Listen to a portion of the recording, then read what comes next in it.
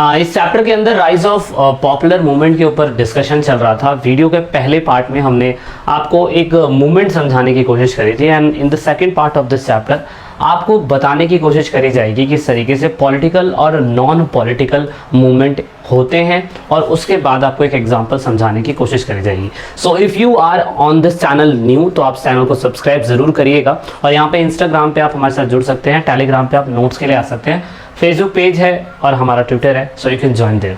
तो हमने पिछली क्लास के अंदर आपको डायरेक्टली एक मूवमेंट समझाया था। देखिए, मूवमेंट असल में सरकार के औकात याद दिलाने के लिए हमेशा जनता समय समय पे करती आई है और करती रहेगी। तो आंदोलन वो एक ऐसा जरिया होता है, मूवमेंट एक ऐसा जरिया होता है कि जहां पर जनता अपनी बातों को अपने हक से सरकार के पास पहुंचाने की कोशिश करती है। तो पॉलिटिकल मूवमेंट हो या नॉन पॉलिटिकल मूवमेंट हो, यानी कि पार्टी बेस्ड मूवमेंट हो या नॉन पार्टी बेस्ड मूवमेंट हो, ये दोनों ही मूवमेंट हमारी राजनीति के लिए और हमारे पॉलिटिकल एजेंडे के हिसाब से कॉन्स्टिट्यूशन को मजबूत करने के लिए बहुत ज़्यादा ज़रूरी होते हैं। तो पॉलिटिकल, अगर हम पॉलिटिकल बेस्ड मूवमेंट देखें तो पॉलिटिकल बेस्ड पॉपुलर मूवमेंट एक नहीं होते, हालांकि वो सोशल बेस्ड मूवमेंट भी हो सकते हैं और वो पॉलिटिकल मूवमेंट भी हो सकते हैं। क्योंकि पॉपुलर मूवमेंट के लिए अगर हम पॉलिटिकल मूवमेंट देखें तो उसमें हम सोशल, यानी कि समाज के अंदर किसी भी प्रकार का एक ऐसा व्यवस्था खराब हो रही है जिसमें कभी कभार राजनीति के लिए राजनेताओं को मूवमेंट करना पड़ जाता है ऑपोजिशन सरकार के लिए, जिसका जीता जागता एग्जांपल एंटी कास्ट मूवमेंट हो सकता है। एंटी कास्ट मूवमेंट में स्पेशली मतलब जो हाशिए पे आए हुए लोग या ऐसी कास्ट जिसको समाज के अंदर बहुत ही खराब समझा जा रहा है, तो कहीं ना कहीं सरकारें आती हैं उसमें, और सरकारें उस कास्ट या उस जाति को अपर उठाने के लिए साथ में सपोर्ट में आती है। दूसरा किसान सभा मूवमेंट है, तो किसान सभा एक सोशल बेस्ड मूवमेंट हो गया। ट्रेड यूनियन मूवमेंट है, ये मूवमेंट भी एक सोशल बेस्ड मूवमेंट हो गया। कोई कोई मूवमेंट पॉलिटिकल बेस्ड भी हो जाते हैं जिसमें राजनेता स्पेशली अपनी मैं कह सकता हूँ राजनीति चमकाने के लिए तत्पर तैयार रहते हैं। ऐसा नहीं है कि ये मूवमेंट आज़ादी से पहले ही चल रहा था, आज़ादी के बाद भी इस मूवमेंट ने अपनी शक्ल को अलग रूप दिया। ट्रेड यूनियन की अगर बात करें तो आज़ादी के बाद मैं अगर ये कहूँ तो महंगाई इतनी ज़्यादा बढ़ चुकी थी, या मैं कह सकता हूँ मॉनसून फेलियर की वजह से सरकार को कहीं ना कहीं बहुत सारी डिफ़िकल्टीज़ का सामना करना पड़ रहा था। That is why trade union movement समय समय पे अलग जगहों पे चले हैं। मुंबई के अंदर, कोलकाता के अंदर, कानपुर के अंदर, तेलंगाना के अंदर, आंध्र प्रदेश, उत्तर प्रदेश, सब जगह पे समय समय पे पोस्ट इंडिपेंडेंट मूवमेंट में अगर हम देखें तो ट्रेड यूनियन मूवमेंट भी चले थे। तो दोस्तों, ये जो मेजर क्या कहते हैं पॉलिटिकल पार्टीज जो होती हैं वो पूरी तरीके से क्या करती है, ऐसे ट्रेड यूनियन को ख़त्म करने के लिए अपने खुद की एक ट्रेड यूनियन बनाती है, जैसे ताकि इस ट्रेड यूनियन प्रोटेस्ट को दबाया या कम किया जा सके। लेकिन अगर आफ्टर इंडिपेंडेंट देखा जाए तो सरकार इन सभी चीज़ों के ऊपर काफ़ी ज़्यादा सतर्क हो चुकी है। दैट इज़ वाई अब बहुत से ऐसे नेशनल लीडर को पॉलिटिकल पार्टी छोड़कर नॉन पॉलिटिकल मूवमेंट भी चलाने पड़ते हैं। दैट इज़ वाई से बोलते हैं नॉन पॉलिटिकल मूवमेंट, यानी कि नॉन पार्टी मूवमेंट बोल सकते हैं, यानी कि दल आधारित नहीं होता। मतलब समय के साथ साथ जनता को ये समझ में आ गया कि अगर हमें अपने देश के अंदर अपने राजाओं तक, यानी कि ब्यूरोक्रेट्स तक अपनी बात पहुंचानी है, तो हमें अपने मूवमेंट्स के अंदर ज़मीन से जुड़े हुए, धरातल से जुड़े हुए लोकल लोगों को साथ लेके चलना पड़ेगा, जिसका जीता जागता एग्जांपल हम इस वीडियो के अंदर भी डिस्कस करेंगे। तो वो नॉन पार्टी मूवमेंट हो सकता है। ये ऐसा मूवमेंट होता है जो 1980 के दशक में भी चलाए गए थे और 1990 और 1970 के दशक में भी चलाए गए थे। 1970 के दशक में अगर आप देखें तो जब इमरजेंसी लगाई गई थी, इमरजेंसी इंदिरा गांधी की सरकार के द्वारा, तो उसके बारे में तो आपने स्टडी कर ही लिया था। तो उसमें भी कहीं ना कहीं नॉन पार्टी मूवमेंट चले थे। और उसके बाद 1980 के दशक के बाद अगर हम देखें तो जनता पार्टी की जो सरकार आई थी, उस सरकार के खिलाफ भी जनता पार्टी सरकार इतनी बहुमत से जीत के आई थी, इतने बड़े उसमें, लेकिन फिर भी जनता पार्टी सरकार के फेलियर को हम जनता ने देखा और उस सरकार के खिलाफ भी बहुत सारे नॉन पार्टी मूवमेंट चलाए गए, ताकि जनता जो है ना वो सरकार को अपनी बातें समय समय पर सही अप्रोच और सही डायरेक्शन में पहुंचाई जा सके। फिर उसके बाद कुछ और क्या कहते हैं पॉलिटिकल एजेंडेज आए, क्योंकि सरकार ने कहा था कि यार हम लोग फर्स्ट 5 ईयर प्लान के तहत हमारे पास दो ऑप्शन है। कोई कहता था लिबरल कैपिटल, यानी कि यूएसए की कैपिटलिज्म आइडियोलॉजी, कोई कहता था यूएसएसआर की सोशलिस्ट आइडियोलॉजी। इस आइडियोलॉजी के तहत हम देश के अंदर डेवलपमेंट के ऊपर फोकस करेंगे, लोगों का आर्थिक डेवलपमेंट होगा, सैलरी इंक्रीजमेंट होगी, अनएम्प्लॉयमेंट खत्म होगा। ये सारे वादे आज़ादी के टाइम पीरियड पे, जवाहरलाल नेहरू जी के टाइम पे, इंदिरा गांधी के टाइम पे, इवन मोदी जी के टाइम पे भी होता है। लेकिन आपको पता है कि समय के साथ साथ हमेशा हर ड्यूरेशन के अंदर कोई ना कोई दिक्कतें आती रहती है। इसीलिए आप देखेंगे देखेंगे बहुत सारे ऐसे एक्टिविस्ट होते हैं जो जनता की बातों को इम्पोर्टेंस देते हैं और अपनी राजनीति को त्याग देते हैं। एग्जाम्पल के लिए हमने जयप्रकाश नारायण के बारे में देखा था। जयप्रकाश नारायण जी ने पॉलिटिकल सिस्टम के अंदर कभी भी पार्टिसिपेट नहीं करा। ये हमेशा जब भी लगता है कि सरकार अपने काम के प्रति सीरियस नहीं थी, या हमेशा ऐसा लगता है कि सरकार अपने पावर का गलत इस्तेमाल कर रही है, वो जनता को अपने एजेंडे में कुछ और बताती है, करती कुछ और है। तो ऐसे टाइम पीरियड के अंदर मॉडर्न टाइम पीरियड में आज़ादी के बाद यहाँ पे जेपी जी ने साथ दिया था, at present time Anna Hazare जी ने साथ दिया था। समय समय पे ऐसे पॉलिटिकल लोग आते रहते हैं, मतलब नॉन पॉलिटिकल लोग आते रहते हैं जो पॉलिटिकल एक्टिविटी के अंदर ये भरोसा रखते हैं कि डेमोक्रेटिक इंस्टीट्यूशन मजबूत होगा, और वो इलेक्शन या पॉलिटिशियन के ऊपर से अपना पूरा तरीके से फेथ खो बैठते हैं।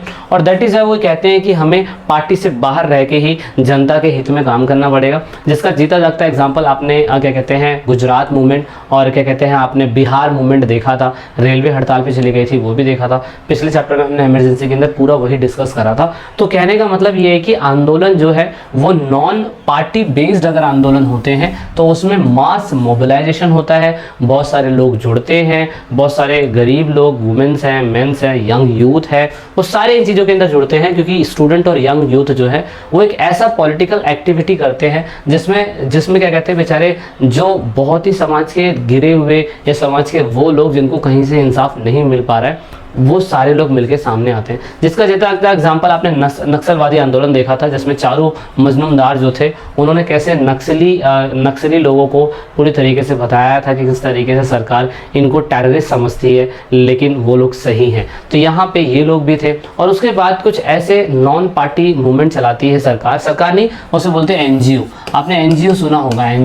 एनजीओ जो होता है ना, एनजीओ एक ऐसी होती है जो पूरी तरीके से नॉन पॉलिटिकल क्या कहते हैं फॉर्मेशन पे बनाई जाती है, नॉन पार्टी पॉलिटिकल फॉर्मेशन में बनाई जाती है। ये वो लोग होते हैं जो लोकल ग्रुप के लोगों को लोकल सिटीजन्स को साथ में जोड़ते हैं, और वो पॉलिटिकल पार्टी बनाने में विश्वास नहीं रखते हैं। कि एनजीओ होती है नॉन गवर्नमेंट ऑर्गेनाइजेशन, जिसका मेन काम होता है कि नेशनल और इंटरनेशनल लेवल पे अगर जनता के पास किसी प्रकार का अन्याय हो रहा है या उनके साथ किसी प्रकार का अन्याय हो रहा है तो उनका सपोर्ट करने की ये लोग कोशिश करते हैं। तो एनजीओ हर जगह काम करती है, और हमारी भी एनजीओ पूरी तरीके से काम करती है, और हम भी यही करते हैं। जैसे कि राइट टू एजुकेशन है, वुमेंस के राइट्स के बारे में सोचना है, और उसके बाद कहीं ना कहीं अगर आप देखें तो होता है ना बहुत बीच में ऐसे केसेस हो जाते हैं, रेप केसेस हो जाते हैं, या कितने मतलब रेप केसेस है जिसकी वजह से सभी जो नॉन गवर्नमेंट ऑर्गेनाइजेशन होती है या लोकल लोग जो अपने ग्रुप्स बना के बैठे होते हैं वो इंसाफ दिलाने की सरकार को कोशिश करते हैं। तो वो एक ऐसे ही एजेंडे होते हैं। तो इसका जीता जागता एग्जाम्पल हम देखेंगे एग्जाम्पल के साथ, जो हाशिए पे या समाज के अंदर सबसे दबे कुचले लोगों में से एक आते हैं, उसे बोलते हैं दलित मूवमेंट। तो दलित मूवमेंट स्टार्ट करने से पहले आपको नामदेव ढासल की एक पोयम है, उसको पढ़ना होगा। ये पोयम पढ़ने का इतना समय नहीं है आपके पास, आप आराम से पढ़ सकते हैं। लेकिन दलित मूवमेंट जो 1970 के दशक में 1972-73 के अंदर महाराष्ट्र में चलाया गया ये मूवमेंट था। इसमें मराठी लोगों ने स्पेशली यंगस्टर जो थे उन्होंने चलाया था। अभी आपने बिहार के बारे में पढ़ लिया था, आपने गुजरात के बारे में पढ़ लिया था, अब आप महाराष्ट्र के बारे में पढ़ेंगे, जो देखेंगे कि 1973 के टाइम पीरियड के अंदर सरकार जिन लोगों को बेचारों को इंसाफ नहीं दे पा रही थी समाज के अंदर, और उनके साथ बहुत तगड़ी तरीके से भेदभाव हो रहा था, पॉलिटिकल पार्टीज उनके हित के लिए कुछ नहीं कर पा रही थी। So that is why non political party form करी गई, और नॉन पॉलिटिकल पार्टीज जो थी नॉन पार्टी मूवमेंट चलाया गया, और यहाँ पे दलित लोगों को इंसाफ मिला। अब वो कैसे मिला वो हम समझने की कोशिश करते हैं। तो नामदेव ढासवाल करके उन्होंने एक अपनी कविता लिखी है। इस कविता के अंदर अगर आप देखें अंधेरे के पथ पे इसमें लाइन लिखी हुई है, अंधेरे की इस पथ यात्रा के अंदर यहाँ पे दलित लोगों को रेफरेंस करा गया है। इसे बताया गया कि कई सालों से बेचारे कैसे दलित लोग समाज के अंदर सिर्फ और सिर्फ दबे कुचले महसूस कर रहे हैं, और समाज के अंदर उनको किसी प्रकार का इंसाफ नहीं मिल रहा है। तो यहाँ पे अंधेरे की इस पथ यात्रा को बोला गया है कि दलित लोग अभी अंधेरे की पथ यात्रा पे अभी भी चल रहे हैं। और यहाँ पे सूरजमुखी आशीषों वाला फ़कीर, यहाँ पर डॉक्टर B.R. अम्बेडकर को बताया गया है कि कैसे B.R. अम्बेडकर जी ने पूरी तरीके से दलित लोगों के इंसाफ के बारे में सोचा था।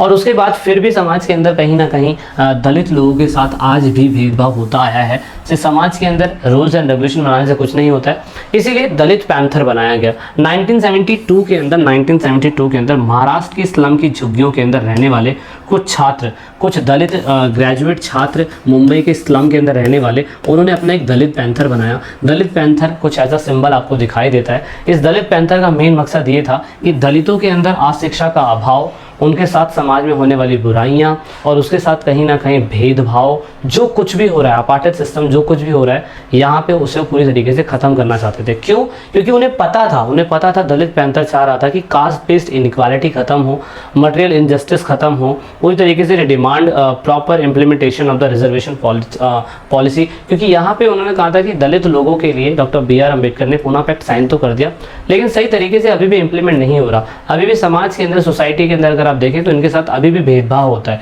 बहुत ज़्यादा भेदभाव होता है। इवन वुमेन्स के साथ बहुत भेदभाव होता है। अभी भी सोशल डिस्क्रिमिनेशन बहुत ज़्यादा हो रहा है, वायलेंस उनके खिलाफ अभी भी हो रहा है, अनटचेबिलिटी वाला सीन अभी भी उनके साथ महसूस किया जाता है, जो बिल्कुल गलत है। स्टेट और सेंट्रल को अभी भी इसके बारे में सोचना होगा। महाराष्ट्र के अंदर दलित पैंथर जो बनाया गया था, उस दलित पैंथर को बनाने के बाद देन फाइनली ये डिसाइड करा गया कि सभी जो युवा हैं, ग्रेजुएट लोग हैं, वो पूरी तरीके से सरकार की मदद करें, सरकार से अपने इंसाफ की मांग करेंगे। ठीक है, तो ये एक बात थी।